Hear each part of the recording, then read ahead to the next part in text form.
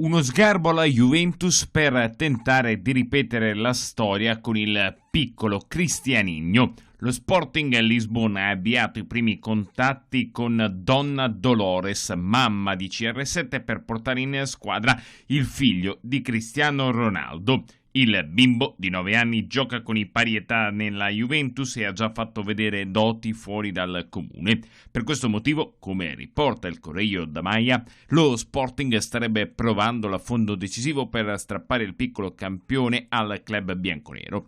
Difficile però che l'affare vada in porto considerando il contratto di papà CR7 a Torino. Il Milan prova a strappare all'Inter il centrocampista del Cagliari Nicola Barella. I nerazzurri restano in vantaggio e sono la prima scelta del giovane azzurro, ma manca ancora l'accordo con la società sarda.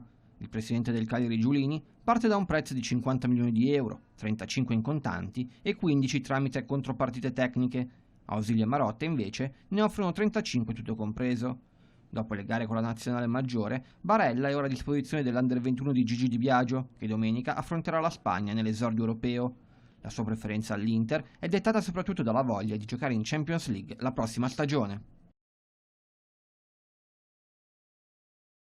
Gabriel Omar Batistuta torna alla Fiorentina. L'ex bomber viola è pronto ad entrare in società con il ruolo di team manager. A lui spetterà il compito di parlare nel dopopartita e agli eventi in rappresentanza del club. L'argentino torna così a lavorare con Vincenzo Montella, suo compagno di squadra alla Roma, nell'anno dell'ultimo scudetto giallorosso. Oltre all'aeroplanino confermato come tecnico, resta nell'organigramma anche Giancarlo Antonioni, a cui ha affidato il compito di convincere Federico Chiesa a non lasciare Firenze.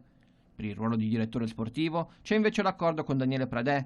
In pochi giorni Rocco Commisso sembra aver sistemato tutti i tasselli. Il nuovo patron viola è atteso in città per il 23 giugno, quando svolgerà il ruolo di magnifico messere nella finale di calcio storico fiorentino.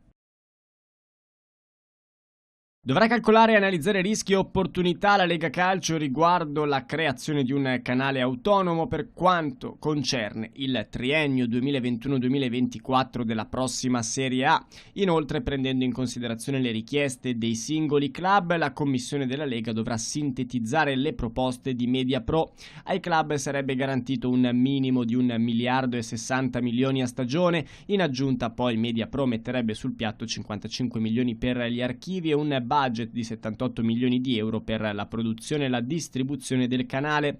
Si prospetta dunque una nuova collaborazione fra la società spagnola e la Lega Calcio. Nel frattempo la stessa Mediapro ha ottenuto il rinvio dell'udienza presso il Tribunale Civile di Milano nella causa che la vede contrapposta ai club di Serie A sulla caparra da 64 milioni depositata in occasione della precedente asta dei diritti televisivi.